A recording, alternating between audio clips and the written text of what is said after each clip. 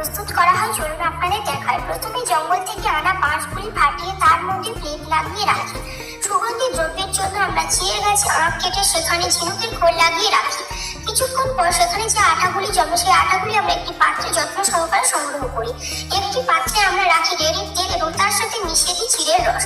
মিশ্রণটি ছোট ছোট পাত্রে ভরে প্রতিটি পাত্রে বাতি জ্বালিয়ে দিই। বাঁশের ঘরে উল্টো করে লাগিয়ে রাখা প্লেটটি রাখি।